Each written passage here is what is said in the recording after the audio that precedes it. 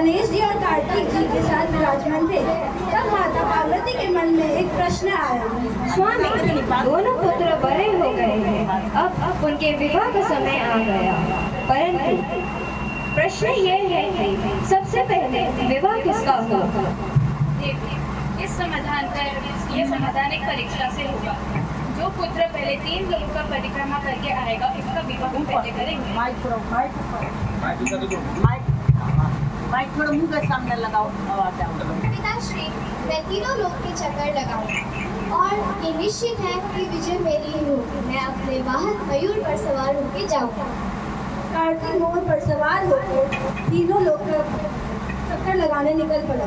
गणेश जी ने अपने छोटे से मूषक को देखा और मन ही मन सोचा, मेरा मूषक तो बहुत छोटा है, अगर मैं उसमें जाऊंगा तो ये तो अवश्य है कि कार्तिक ही मेरे से पहले पहुंचेगा। परंतु मेरे माता पिता ही मेरे त्रिलोक है, अगर मैं उनकी परिक्रमा कर लूं तो मैं बहुत पुण्य कमाऊंगा। ऐसे करता हूँ।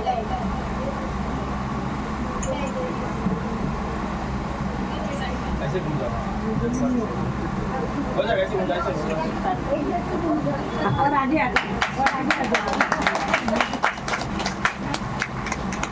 3 परिक्रमा पूरा।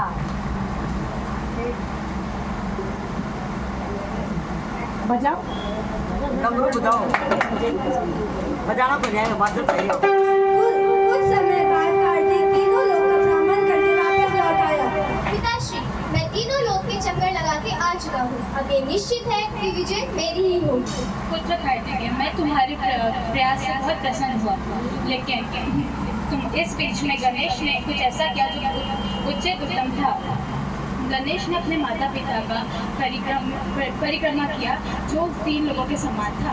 गणेश ने अपने बुद्धि और भक्ति से जीत हासिल की है, इसी कारण से गणेश का विवाह पहले होगा। कार्तिकेय, तुम्हें भी गणेश से प्रेरणा लेनी चाहिए। माता पिताजी, ये तो केवल आपके आशीर्वाद से ही संभव है। मैं तो केवल आपका एक दास और एक पुत्र हूँ।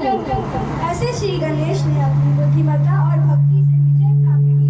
यह कथा हमें ये शिक्षा देती है कि माता पिता ही हमारे लिए तीनों लोग हैं और उनकी सेवा और श्रद्धा से बड़ा कोई धर्म